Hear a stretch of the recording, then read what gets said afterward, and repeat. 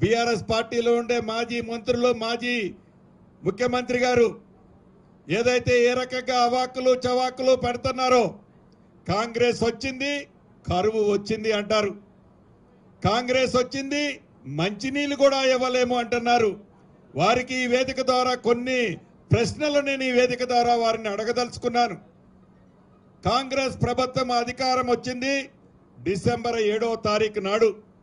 మేమందరం ప్రమాణ స్వీకారం చేసింది ఎమ్మెల్యేలుగా డిసెంబర్ 9వ తారీఖు నాడు. అంటే డిసెంబర్ నుంచి ఒక్క వర్షపు చుక్కైనా తెలంగాణ రాష్ట్రంలో పడ్డదా? ఏదైతే ఈనాడు ఆధారాలతో సహా చూపిస్తాం.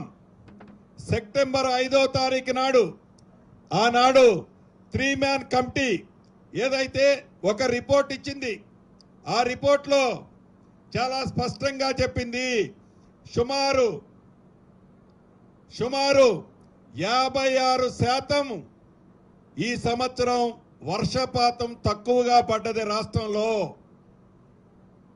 అటు గోదావరి పరివాహక ప్రాంతంలో, ఇటు కృష్ణా పరివాహక ప్రాంతంలో ఉండే సుమారు 14 రిజర్వాయర్లలో నీరు చాలా తక్కువగా ఉంది. నీటికి తాగునీరుకే పెద్ద సమస్య వచ్చే పరిస్థితి ఉంది. నీటిని జాగ్రత్తగా వాడుకోవాల్సి ఉంది అని ఈరోజు నేను చెప్పటం కాదు, వాళ్ళకి తొత్తైన నమస్తే తెలంగాణ పేపర్లో, నమస్తే తెలంగాణ పేపర్ వారి తొత్తు పేపర్ అయిన ఈ తొత్తు పేపర్లోనే అక్టోబర్ నెలలోనే హెడ్లైన్ బ్యానర్ ఐటమ్ కింద రాసిన విషయాన్ని వాళ్ళు మర్చిపోతున్నారా? అది వారి ప్రభుత్వంలో ఉన్న టైంలో రాసిన ఆర్టికల్ ఇది. ఆనాడు ఏదైతే మీరు ప్రభుత్వంలో ఉన్నప్పుడు మీ 3 మ్యాన్ కమిటీ కానీ, అదే రకంగా కేఆర్ఎంబి కమిటీ కానీ చాలా డీటెయిల్గా రిపోర్ట్లు ఇచ్చింది. ఆ రిపోర్ట్లలో ఈ సంవత్సరం నీటి ఎద్దడి ఉంది. 7వ తారీఖు నాడు, 6వ తారీఖు నాడు, 9వ తారీఖు నాడు అక్టోబర్ నెలలో 3 రిపోర్ట్లు ఇచ్చారు. చాలా స్పష్టంగా నీటి లభ్యత మీద చాలా డీటెయిల్గా ఇచ్చారు. తాగునీరు సమస్య ఉంది, సాగునీరుకి ఇబ్బంది కష్టంగా ఉంది. ఈ పరిస్థితుల్లో ఉన్న నీటిని జాగ్రత్తగా వాడవలసిన అవసరం ఉంది అని మీరు అధికారంలో ఉన్ననాడు మీ అధికారులే లెటర్లు రాశారు.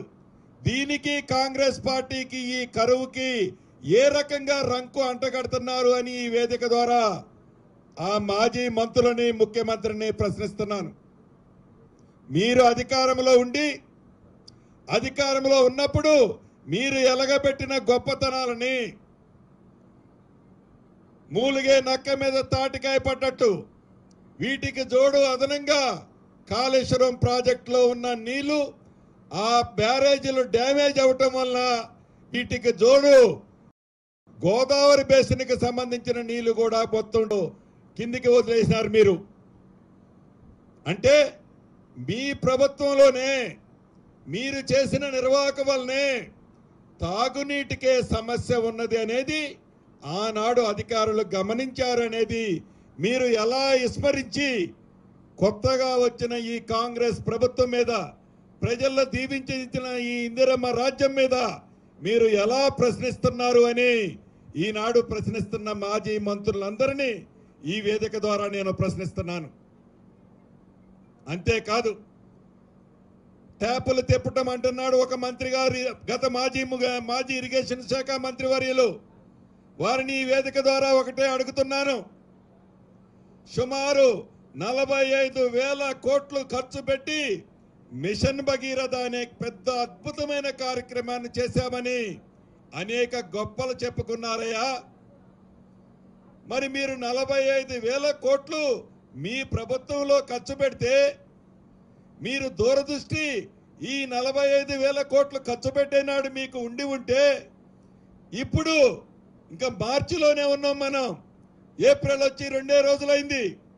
ఏప్రిల్ 2వ తారీఖుకే నీటి ఎద్దడి ఎలా ఉంటే మీరు 45,000 కోట్లు ఖర్చు పెట్టి చేసినమనుకుంటున్న మిషన్ భగీరథ ఏ రకంగా తెలంగాణ ప్రజలకి ఉపయోగపడుతుందో ఒక్కసారి మీరు ఆత్మ పరిశీలన చేసుకోవాలి.